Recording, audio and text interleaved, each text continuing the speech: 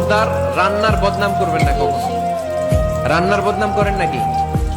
এটা ঝাল হইছে, ওইটা মজা হয় নাই, এটা টক হইছে, এটা লবণ হয় নাই, এরকম আছে না নাই?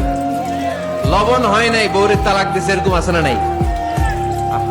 রান্না একটু ভালো হয় নাই, ঝাল হয়ে গেছে বেশি, বউরে মাইশুদ, এরকম ডাকাইতে আছে না নাই? মা আবা রাসূলুল্লাহ সাল্লাল্লাহু আলাইহি ওয়াসাল্লাম তুআমান ক্বাত্তু, আল্লাহর হাবিব সাল্লাল্লাহু আলাইহি ওয়াসাল্লাম কখনো কোন রান্নার বদনাম করতেন না।